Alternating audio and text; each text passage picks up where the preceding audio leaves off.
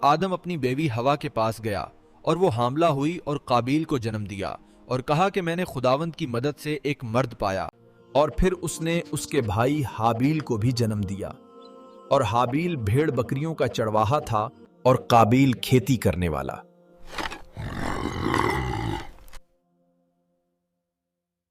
اور کچھ مدت کے بعد ایسا ہوا کہ قابیل زمین کی پیداوار میں سے خداوند کے حضور نظر لایا، اور حابیل بھی اپنے ریوڑ کے پہلوٹھوں اور ان کی چربی میں سے لایا، اور خداوند نے حابیل اور اس کی نظر کو قبول کیا۔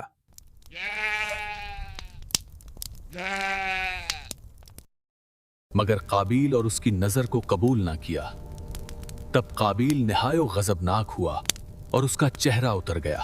اور خداوند نے قابیل سے کہا، تو کیوں غضبناک ہے اور تیرا چہرہ کیوں اترا ہوا ہے؟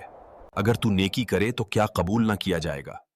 اور اگر تو نیکی نہ کرے تو گناہ دروازے پر دبکا بیٹھا ہے، اور اس کی خواہش تیری طرف ہے، مگر تو اس پر غالب آ۔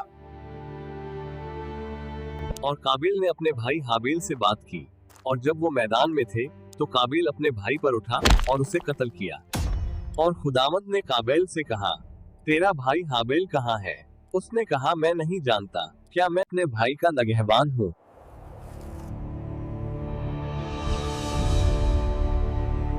اور اس نے کہا، تو نے کیا کیا؟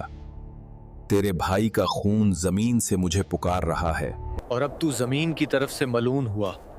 جب تو زمین پر کھیتی کرے گا تو وہ پھر اپنی طاقت تجھے نہ دے گی، اور تو زمین پر آوارہ اور خانہ بدوش ہوگا۔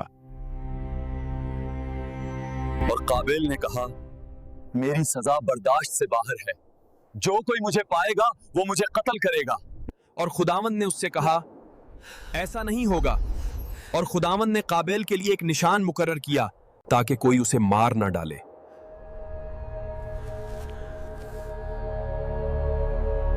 تب قابیل خداوند کے حضور سے نکل گیا اور عدن کے مشرق میں لوط کے ملک میں جا بسا۔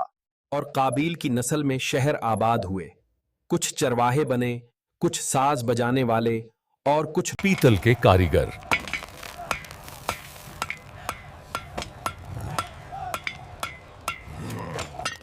اور لامک نے اپنی بیویوں سے کہا، اگر قابیل کا بدلہ 7 گنا لیا گیا تو لامک کا 70 گنا۔